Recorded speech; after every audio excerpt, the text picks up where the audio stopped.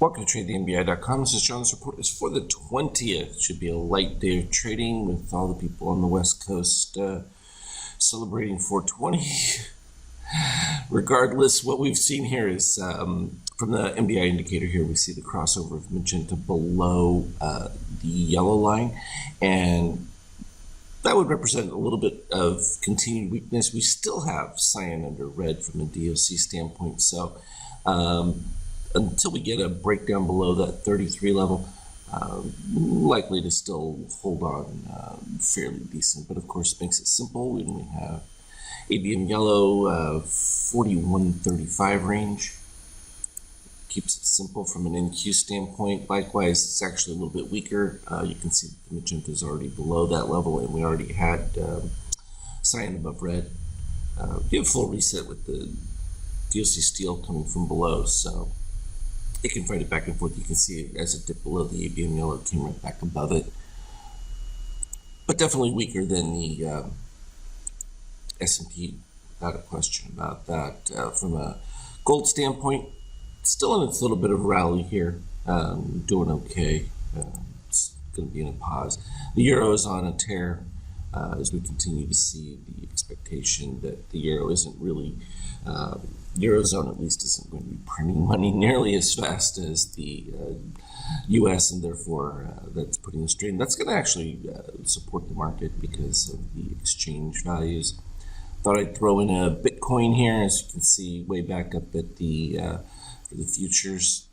What was that? Up around 63,490 for the short.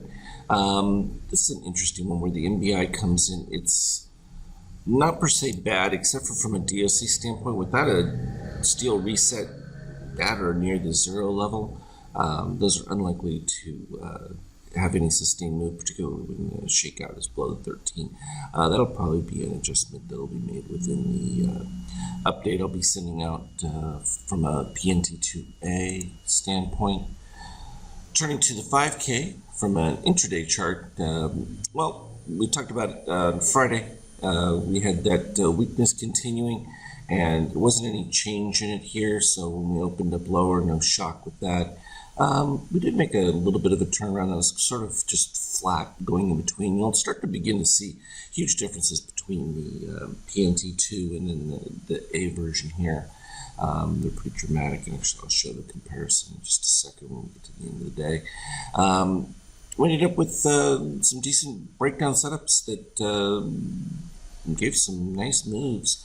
And then what we look for, and this is one of those things where I'm looking for the green pivot up, blue with magenta over, and particularly when the white gets above 20 is when you expect to have more of a continued move.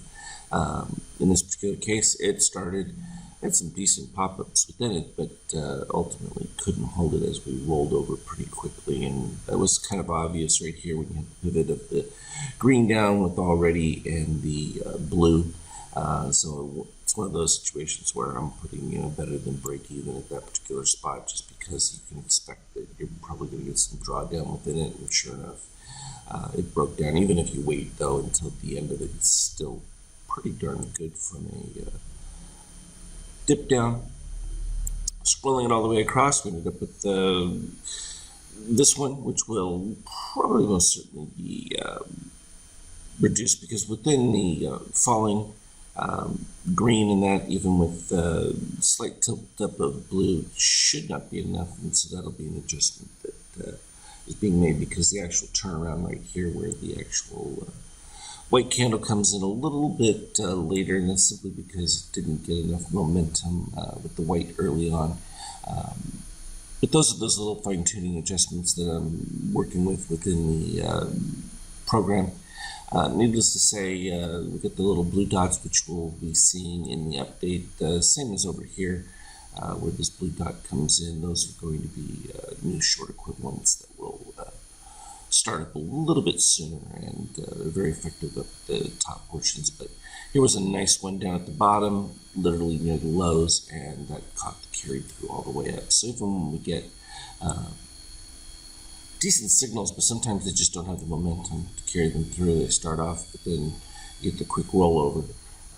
and then we recognized that from a short standpoint. Later in the day, though, ended up with a decent turnaround setup that put us all the way back up, but it created positive extremes in the post-market right there, and that's what we're seeing filled right now.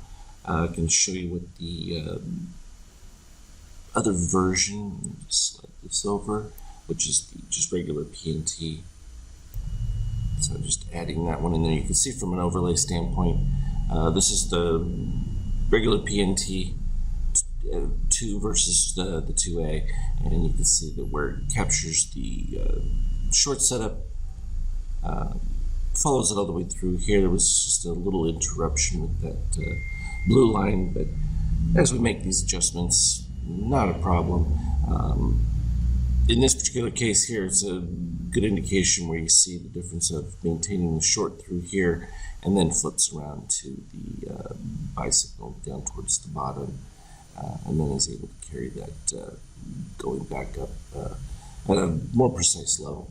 So just the subtleties of it making a difference, and I will certainly get the update out as soon as I start finalizing that language change, and we'll be all set. Just getting tighter and tighter with each of these setups, and it's just going to make it clean action. As always, though, I will continue to post updates on the Skype chat. Trade well, and we'll talk to you later.